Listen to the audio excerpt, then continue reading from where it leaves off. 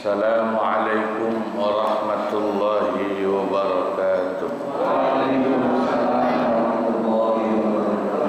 Ila hadratin Nabi Mustafa Sayyidina Muhammadin sallallahu alaihi wasallam wa khususan Syekhina al-Mukarram wa muallifi hadzal kitab wa syarihihi radhiyallahu anhum syai'ulillahi lahumul Fatihah.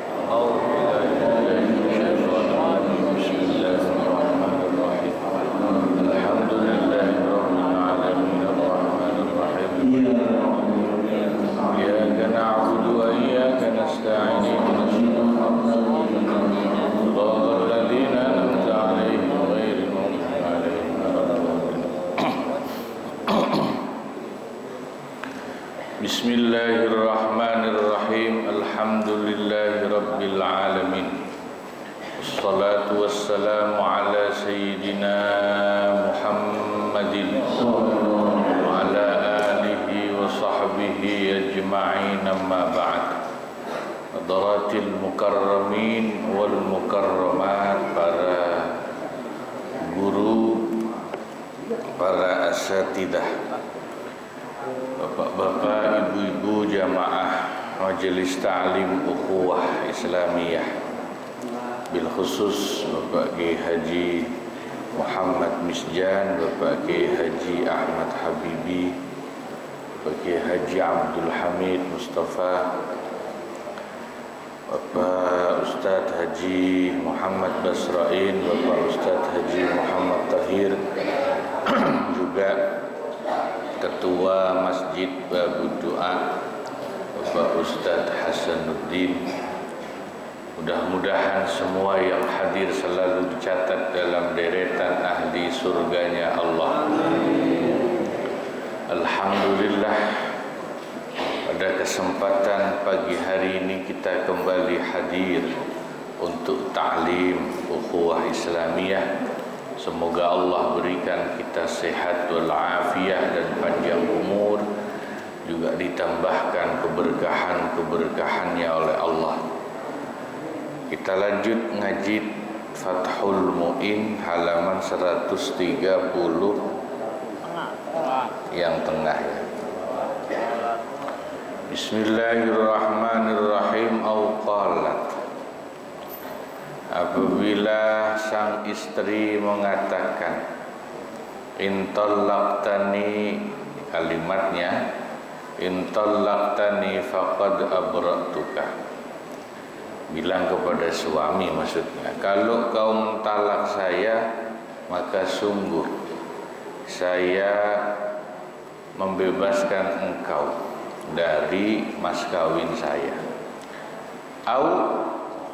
Atau ucapan istri kepada suami itu, fa anta bari'un min sidaqi, maka engkau bebas dari mahar saya.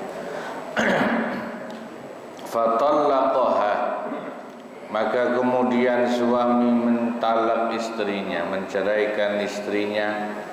Banat bimahril misli alal mu'tamadi, maka talaknya menjadi talak bain, talak putus, bukan talak raj'i, dengan konsekuensi suami tetap wajib membayar mahar misil. Menurut qaul atau pendapat yang mu'tamad itu pendapat yang bisa dipegangi atau pendapat yang kuat. Li fasadil iwadi, alasannya apa? Kenapa talak bainnya itu tetap wajib bayar apa? Mahar misil, tidak menjadi bebas suami dari kewajiban membayar mahar, tapi tetap wajib membayarkan maharnya dalam bentuk mahar misil kepada istri. Li fasadil iwadi, karena fasadnya, fasad itu rusaknya, tidak sah ya.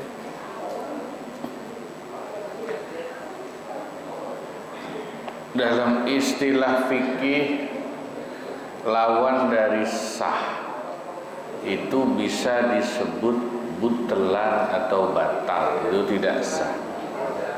Jadi kalau ada istilah dalam fikih batal itu berarti kebalikan dari sah. Atau fasad, rusak, itu juga lawan dari sah. Ya. Dia harus diingat dalam istilah fikih, batal atau fasad, rusak itu lawan dari sah. Jikalau disebut begitu. Li fasadil iwadi, karena iwad, tebusan itu menjadi rusak atau tidak sah. Bi ta'liqil ibra'i, sebab menggantungkan dengan ibra, pembebasan, yakni pembebasan mahar itu yang justru menjadi tebusannya. Harusnya kan cerai khulu itu tebusannya itu tidak digantungkan dengan ibra usidah, membebaskan kewajiban suami membayar mahar. Maka ketika digantungkan ibra membebas iwatnya itu dengan ibra membebaskan, maka menjadi fasad. Nah, ini namanya sighat ta'liq dalam talak yang iwatnya ganti rugi khulu'nya dianggap fasad atau tidak sah, sehingga suami tetap wajib bayar mas kawin tapi dengan bentuk mahar nisir. Ya. Wa afta Abu Zur'ata, dan Syekh Abu Zur'ah pernah mengeluarkan fatwa fiman, tentang seorang ayah, sa'ala, yang dia meminta zauja bintihi, kepada suami anak perempuannya, berarti mantu laki-lakinya, ya. Qablal wad'i, sebelum menggauli anak perempuannya, si mantu itu diminta sama mertua laki-lakinya ayyutalliqaha, untuk menceraikan anak perempuannya, ala jami'i sidaqiha,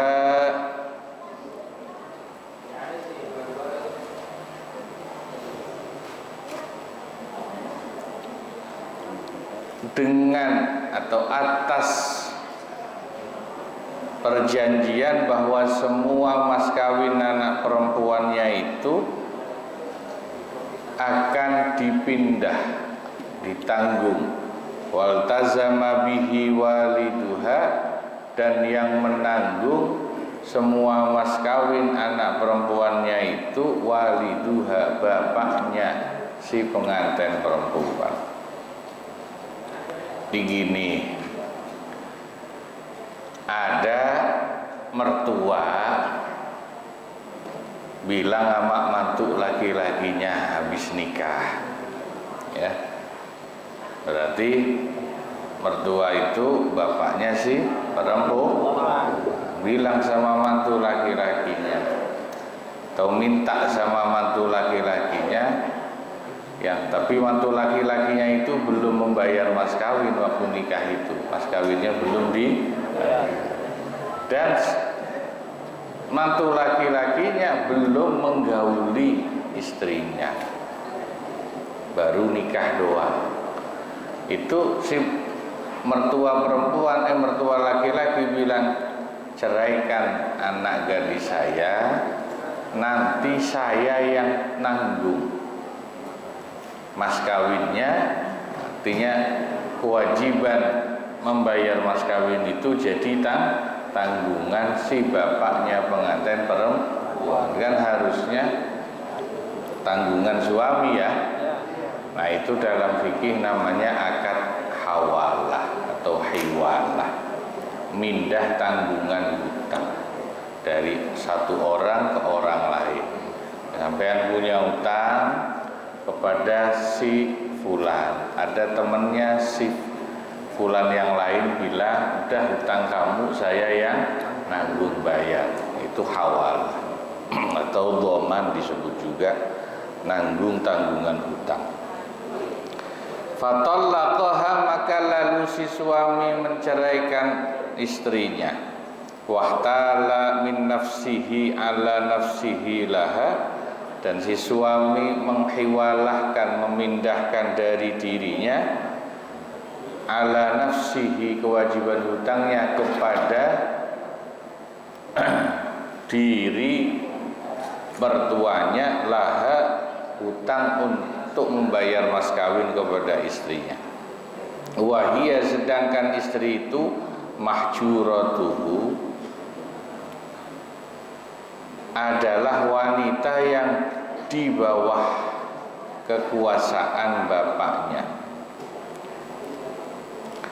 Bi annahu khul'un, bahwa sesungguhnya cerai itu menjadi khulu' ala nadhiri sidaqiha, atas bandingan mas kawinnya itu fi dhimmatil abi, yang berpindah menjadi tanggungan bapaknya si pengantin perempuan.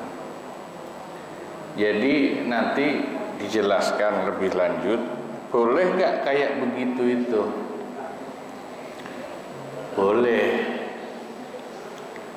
asalkan syaratnya pertama, wanitanya si pengantin perempuannya itu wanita yang mahjurah, istilahnya. Mahjurah itu belum mandiri dan bebas menentukan pernikahan dan perceraiannya, karena dia masih di bawah kekuasaan bapaknya. Pertama, yang mahjurah itu karena belum balik, masih kecil. Si pengantin perempuan kalau belum balik itu mahjurah, ya. Yang kedua, andai kata sudah besar tapi sudah cukup umur tapi ada gangguan mental, biasa disebut majnunah. Majnunah, gangguan mental, bahasa halusnya ODGJ, gangguan jiwa. Ya, bahasa yang apa adanya, ya gila gitu, stres. Itu wanita yang mahjurah, tidak bisa memutuskan masalah nikah dan cerainya sendiri, ya. Itu baru sah. Kalau yang minta dan berinisiatif menceraikan itu bapaknya, itu boleh. Tapi itu tidak boleh kalau wanitanya wanita yang tidak mahjur, artinya sudah punya kebebasan kehendak menentukan. Dipaksa itu tidak boleh. Na'am, iya memang syartu sihhati hadhil hawalah, syarat sahnya akad hawalah mindah hutang seperti ini. Ini kan sebetulnya si suami yang punya hutang mas kawin kepada istrinya kan. Tapi kemudian karena mertuanya bilang, sudah kalau kamu ceraikan anak saya, nanti tanggungan hutangmu jadi tanggungan saya, gitu. Ya, kewajiban bayar mas kawin jadi tanggungan saya. Ayyuhilahu zawju bihi li bintihi, itu dengan syarat si suami memindahkan kewajiban membayar mas kawin atau hutang mas kawinnya kepada putrinya, mertuanya itu, tanggungannya dipindah kepada mertuanya. Idza budda fiha min ijabin wa qabulin, sebab tidak boleh atau haruskan dalam akad hawalah mindah hutang, kewajiban hutang itu diwajibkan adanya ijab dan qabul atau sighat ijab qabul. Nah, itu sebetulnya babnya sudah lewat ya. Itu babnya bab kitabul buyu, bab hawalah itu bab muamalah. Ya, cuman sekedar reminder saja, mengingatkan saja. Akad hawalah, akad mindah hutang itu berarti 3 orang sebetulnya. Si A misalnya punya hutang kepada si B, ya. Si C itu atau si B punya hutang sama si C. Itu kan harusnya A bayarnya ke B, B bayarnya ke C, harusnya kan begitu ya. Itu bisa Pak dipindah hutangnya. Ya, si A bilang sama si B, maaf, atau si B bilang sama si C, C nanti yang bayar hutang saya itu si A sebab dia punya hutang ke saya. Itu boleh, tapi syaratnya si A sudah ijab qabul sama B. Nah, contohnya pakai nama saja lah yang gampang, Udin sama Selamat gitu ya. Udin punya hutang 100.000 ke Selamat. Harusnya kan Udin bayarnya ke Selamat. Nah, Selamat ini kebenaran punya hutang di warung tetangganya 100.000 juga. Ya, makan atau hutang apalah, belanja belum bayar. Itu si Selamat bilang sama yang punya warung, nanti yang bayar hutang saya si Udin ya, soalnya dia punya hutang sama saya 100.000. Warung sini nanti biar dia yang bayar itu. Itu boleh nggak? Boleh. Tapi syaratnya Udin sama Selamat sudah ada ijab qabul. Si Selamat bilang mau Udin, kamu ya nanti yang bayarin hutang saya ke warung. Kan kamu hutang sama saya 100, saya juga hutang ke warung 100. Jadi saya pindah kewajiban hutang saya menjadi tanggungan kamu yang bayarin. Itu boleh asal ada ijab qabul. Tidak boleh kalau itu dilakukan tanpa ijab qabul, langsung ngomong ke warungnya, Bu, nanti hutang saya si Udin yang bayar, soalnya dia punya hutang ke saya. Tapi dia nggak ngomong sama Udin. Dan ijab qabul itu kan menunjukkan adanya kerelaan kalau utang itu dipindah. Ridhol muhil, keridhaan orang yang pindah hutang, wal muhtal, orang yang dipindah hutangnya. Jadi begitu. Itu satu. Wa ma'adzalika, karena ini kasusnya perceraian suami istri yang belum digauli istrinya. Di samping itu la tasihhu, akad hawalah mindah hutang mas kawin ini tidak sah illa fi nisfi dzalika, kecuali hanya untuk setengah dari mas kawin itu. Li suquti nisfi sidaqiha alai bi bainunatiha minhu, sebab menjadi gugur kewajiban separuh mas kawinnya istri atas suami, sisa separuhnya itu lain bibainunatiha alai bibainunatiha minhu, sebab adanya cerai bain, putus si istri minhu dari suami dalam keadaan istri belum digauli. Ini kan hukumnya cerai kalau suami istri itu belum berhubungan intim, itu suami wajib bayarnya hanya separuh mas kawin, Pak. Tidak penuh ya, sebab belum dia apa-apain. Fanisfu ma faradtum illa an ta'fu au ya'fu alladhi biyadihi 'uqdatun nikah. Itu ayatnya surat An-Nisa. Wajibnya suami bayar mas kawin kalau langsung cerai habis nikah istri belum digauli hanya separuh kewajiban, setengah, tidak full 100%. Fayabqa, maka menjadi tetap lizauji bagi seorang suami alal abi mindah tanggungan hutangnya atas bapak mertuanya nisfuhu apa yang tetap separuh mas kawin li'annahu lamma sa'alahu binadhiril jami'i karena sesungguhnya si bapak mertua ketika meminta kepada mantunya untuk menceraikan dengan bandingan atau padanan semua mas kawin pindah matihi dalam tanggungan si bapak mertua fastahaqqahu maka kemudian bapak mertua itu menanggung ya kewajiban membayar mas kawin itu wal mustahaqqu sedangkan yang ditanggung menjadi kewajiban ala zauji atas suami nisfun an-nisfu hanya separuh mas kawin la ghairu bukan yang lain.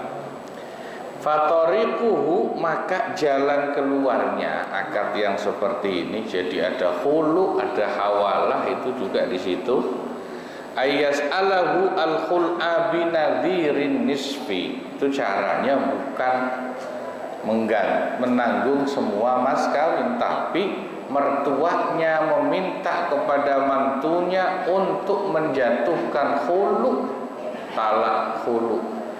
talak bain khulu kepada istrinya binadhirin nisfi dengan padanan ya ganti separuh mas kawin al-baqi yang tersisa li mahjuratihi kepada anak perempuan yang ada di bawah pengampuan atau tanggungan si bapak li bara'atihi hina idzin bil hawalah karena suami itu menjadi terbebas saat itu bil hawalah sebab ada akad hawalah tadi akad memindah hutang an jami'i dainiz zauji dari semua hutang suami kepada istrinya. Intaha ya ini sudah habis masalah fatwa dari Syekh Abu Zur'ah. Jadi ini paham ya kasusnya ya. Di sini itu sebetulnya ada 3 macam kita bisa belajar. Kalau suami istri itu si istrinya itu wanita yang sudah balik, dewasa, sehat, akalnya, tidak ada gangguan mental. Jadi kalau mau normal, kalau cerai itu tidak bisa dipaksa sama bapak. Itu harus dua pihak. Tapi boleh diintervensi cerainya itu oleh bapaknya si perempuan kalau kasusnya tadi si pengantin perempuannya itu mahjurah. Mahjurah itu ya belum ya bisa menentukan masih di bawah pengawasan atau tanggungan bapaknya karena umur belum balik atau karena safihah itu ya kurang sempurna akalnya juga atau lebih-lebih majnunah karena memang ada gangguan kejiwaan maka bisa ya diintervensi supaya suaminya menceraikan ya. Nah itu kalau misalnya diminta untuk menceraikan dengan menggunakan akad khulu yang nanti khulu itu kan intinya kalau suami nyeraiin dia dapat kompensasi. Nah, misalnya kompensasinya itu dia tidak lagi wajib bayar mas kawin. Nah, kebetulan kalau pengantin itu belum melakukan hubungan intim suami istri, kan suami wajib bayar mas kawinnya hanya separuh. Kalau itu dilakukan khulu plus ada akad hawalah itu mindah ya. Mindah tanggungan hutang. Pokoknya si mertuanya saking pengen udah biar cerai aja, dia yang ngalah. Yang nanggung bayar mas kawin kamu saya, kata mertuanya kepada mantunya. Itu kan hawalah, mindah hutang. Maka ya sah akad seperti itu, tapi si suami atau si suami dan mertua itu hanya memindahkan separuh tanggungan mas kawin yang wajib dibayarkan. Paham nggak ini? Jadi nanti suami udah nggak bayar apa-apa lagi karena sudah ditanggung kewajiban bayar mas kawinnya oleh mertuanya. Ya. Nah ini namanya ada akad khulu'nya plus ada akad apa? Hawalahnya. Akad khulu yang talaknya cerainya itu cerai bain, saudara-saudara, itu karena bukan talak roj'i ya. Jadi satu bedanya dengan talak biasa. Talak roj'i itu kalau khulu ini tidak ada hitungan talak. Kalau talak roj'i kan ada hitungannya, talak 1, talak 2, talak 3. Ini bedanya ya. Ini nggak ada dihitung itu talak berapa Pak? Tidak, karena itu bain. Talaknya talak putus. Kedua, karena disebut talak bain khulu ini, maka status suami istrinya langsung hilang. Tidak bisa rujuk. Beda sama talak rujuk. Talak 1, talak 2 itu kan talak roj'i, talak rujuk. Itu sebetulnya orang kalau talak 1, talak 2 itu masih setengah suami istri, belum betul-betul mantan. Makanya disebut roj'i. Kenapa? Karena selama masa iddah mereka bisa rujuk tanpa harus nikah lagi. Jelas ya? Ya. Selama iddahnya istri yang ditalak roj'i belum habis, suami bisa langsung rujuk, nggak perlu akad nikah baru.